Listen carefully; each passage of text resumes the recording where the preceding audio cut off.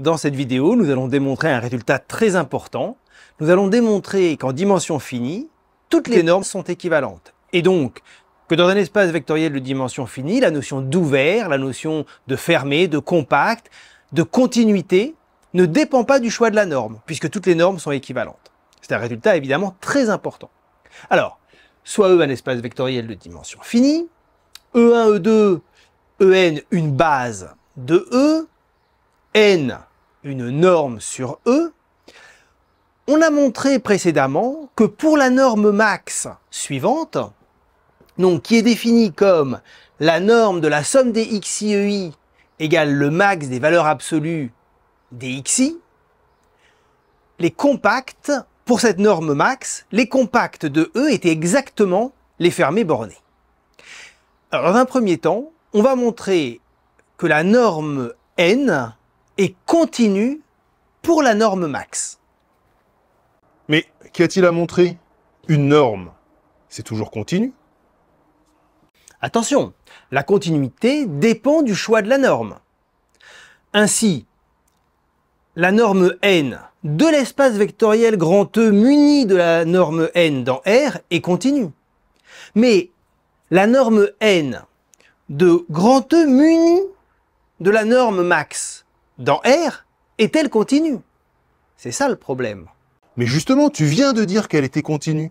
Le dire ne suffit pas, il faut encore le démontrer. La continuité vient de la dimension finie, voyons ça.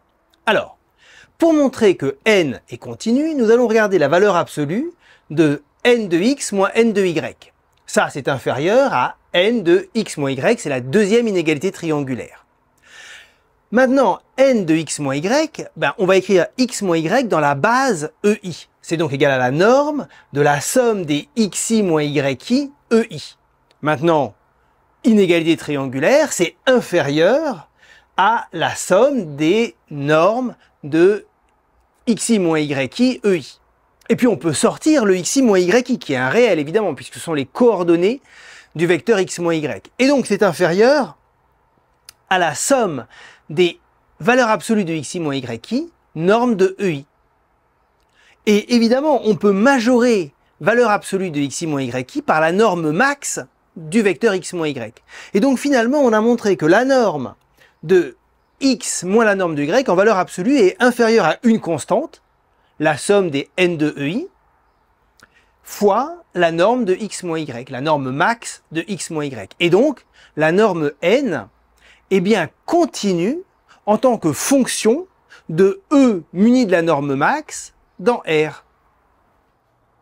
En effet, et on voit bien que cet argument fonctionne en dimension finie, mais ne pourrait pas s'adapter à la dimension infinie. Très bien. Donc, n est continue sur l'espace E muni de la norme max. Or, les compacts de E muni de la norme max, ce sont les fermés bornés de cet espace. Et donc, si l'on regarde la sphère unité, c'est-à-dire l'ensemble des vecteurs de x tels que la norme max est égale à 1, eh bien c'est un compact de cet espace vectoriel normé. Comme n est continu sur cet espace vectoriel normé, eh bien on va utiliser le fait que l'image d'un compact par une application continue est un compact, et donc l'image de cette sphère unité est un compact de R. Et donc, il possède un plus grand et un plus petit élément. Ah là, je suis un peu perdu. De quelle sphère parles-tu?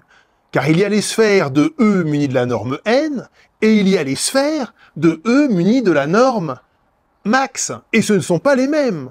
Alors de quelle sphère parles-tu? Ici, ce qu'on regarde, c'est la sphère unité pour la norme max, c'est-à-dire l'ensemble des vecteurs de E, tels que la norme max est égale à 1. C'est un compact pour cette norme-là. Comme n est continue pour la norme max, eh bien, l'image de la sphère unité, de la norme max, est un compact de R, parce que n est une application continue de E muni de la norme max vers R. Et l'image d'un compact par une application continue est un compact. Or maintenant, les compacts de R ont un plus grand et un plus petit élément. Ah mais dis donc, tu utilises plusieurs résultats sur les compacts. L'image d'un compact par une application continue est un compact, et un compact de R possède un plus petit et un plus grand élément. Exactement.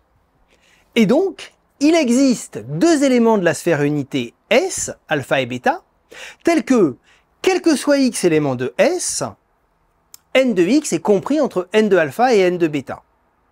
Soit maintenant un x non nul quelconque. X sur la norme max de x appartient à S, parce qu'il est de norme max égale à 1. Et donc, on a un encadrement de n de x sur norme max de x qui est compris entre n de alpha et n de bêta.